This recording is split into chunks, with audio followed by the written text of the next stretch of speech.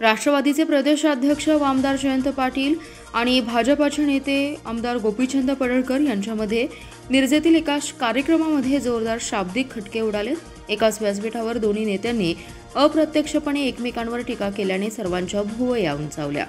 मिरजेच्या ऑक्सिजन पार्कमध्ये जिल्ह्यातील सर्व आमदार आणि खासदार यांच्या सत्काराचा कार्यक्रम आयोजित केला होता। यावेळी विधानसभेचे अध्यक्ष राहुल नार्वेकर, सांगली जिल्ह्याचे पालकमंत्री चंद्रकांत पाटील यांच्यासह आमदार खासदार उपस्थित होते। कार्यक्रम सुरू झाल्यानंतर पहिल्यांदाच आमदार जयंत पाटील यांचं भाषण झालं। त्यांनी गोपीचंद पडळकर यांचं नाव न घेता त्यांच्यावर टीका केली। जयंत पाटील म्हणाले, इतिहासामध्ये नानासाहेब पेशव्यांनी अनेकांना एकत्रित केलं होतं। पुण्यातूनच देशातील राज्यकारभार चालवला होता। महाराष्ट्राने देशावर राज्य केलं होतं। मराठी माणसांचं राज्य हे देशावर होतं हे विसरू नये। आता मात्र महाराष्ट्रामध्ये आणि देशामध्ये द्वेष निर्माण केला जातोय।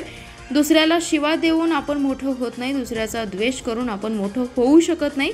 जातीमध्ये द्वेष पसरवला जातोय। हा द्वेष कसा कमी होईल यासाठी पुढाकार घेणं गरजेचं आहे, असा सल्ला जयंत पाटील यांनी दिलाय। त्यानंतर आपलं भाषण करून जयंत पाटील पुढील कार्यक्रमासाठी निघून गेले। त्यानंतर गोपीचंद पडळकर यांनी संयोजकांना विनंती करून भाषण करण्याची परवानगी घेतली। पडळकर यांनी जयंत पाटील यांचं नाव न घेता त्यांच्यावर जोरदार टीका केली आहे। ते म्हणाले, मला भाषण करायचं नव्हतं, पण मला भाग पाडलं गेलंय। राज्यात जातीयवाद सुरू आहे। लोकासांगे ब्रह्मज्ञान, आपण मात्र कोरडे पाषाण, अशा पद्धतीने काही नेते वागतात। जातीयवादी संघटना कोणी पोचल्या, असा सवाल पडळकर यांनी केलाय। मुख्यमंत्री देवेंद्र फडणवीस, गिरीश चितळे यांचा आदर्श सर्वांनी घ्यायला पाहिजे। केतकी चितळेचा तर आदर्श जयंत पाटील यांनीच घ्यायला पाहिजे, असा सल्लाही पडळकर यांनी जयंत पाटील यांना लगावलाय। आता अलीकडं वेगळ्या समाजाचा द्वेष करण्याची फॅशन सुरू झाली।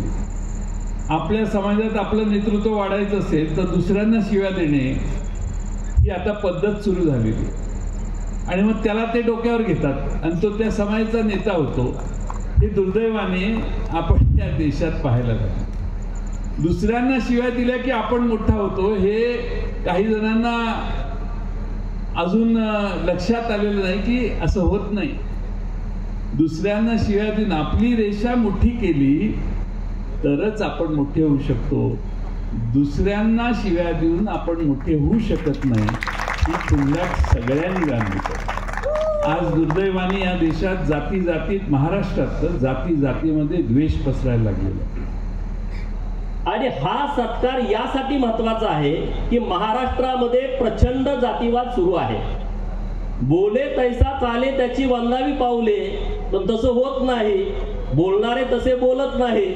लोका सांगे ब्रह्मज्ञान आणि आपण कोरडा पाषाण, अशा पद्धतीनं महाराष्ट्रामध्ये अनेक नेते मार्गदर्शन करतात। तसं एक मार्गदर्शन मागच्या 10 मिनिटापूर्वी तुम्ही ऐकलं। म्हणे ब्राह्मणाचा द्वेष करू नका आणि द्वेष करताना दात काढत बसायचं आणि टाळ्या वाजवायच्या, हे उद्योग तुम्ही मागच्या 2 वर्षापूर्वी सांगली जिल्ह्यामध्ये बघितलेले आहेत। बघितलेत की नाही? बघितलेत ना? तरी पण तुम्ही टाळ्या वाजवत होता। जरा विचार करा, नेमकं महाराष्ट्रात काय चाललंय आणि कशा पद्धतीनं चाललंय। महाराष्ट्रामध्ये मराठा आणि ब्राह्मणांचा एक वाद जाणून बुजून पेरला जातोय। त्याच्यासाठीचं हे चांगलं औषध आज मिरजमध्ये होतंय, असं माझं मत आहे। कारण मिरज, सांगली आणि तासगाव ही पटवर्धनांची राज्य आहेत, बरोबर की नाही? आणि मी सांगलीमध्ये 11वी ते ग्रॅज्युएशन पर्यंत शिक्षण घेतलंय। पटवर्धनांनी कुणावरती अन्याय केला हे मी कुठं वाचलं नाही आणि कुणाकडून ऐकलेलं नाही।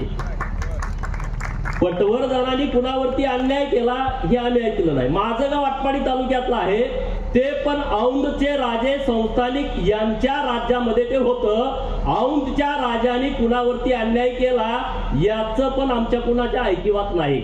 आणि अशा पटवर्धनांच्या भूमीमध्ये सर्व समाजाच्या लोकप्रतिनिधींचा सत्कार होतोय, हे आमच्यासाठी खूप आनंदाची बाब आहे। उद्योगामध्ये जे आहे त्यांनी चितळेंचा आदर्श घेतला पाहिजे, माझ्या भिलवडीचा।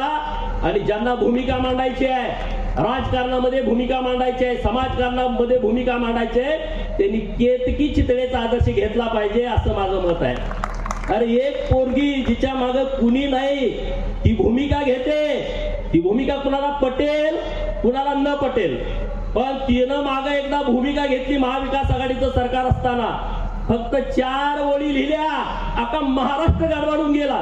वेळीवाकडं काही लिहिलं असेल ते काही वेडवाकडं नव्हतं, पण कुणाला वाटलं सत्ता ज्याच्याकडे असते, सत्तेची मस्ती असते, त्यांनी तिच्यावरती केस टाकली, तिला जेलमध्ये टाकलं.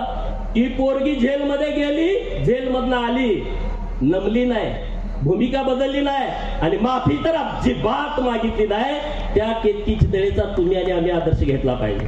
कुणाला काय वाटतं त्याच्याशी मला घेणं नाही, पण जयंत पाटलांनी केतकी चितळेचा आदर्श घ्यावा. तिनं जी भूमिका मांडली ना तशी भूमिकेवरती ठाम राहावं. नाहीतर 6 महिन्यापूर्वी मुख्यमंत्री आणि आता दारात अशा भूमिका घेऊन राजकारणामध्ये चालत नाही. ती केतकी चितळे तुमचा आणि आमचा आदर्श असला पाहिजे.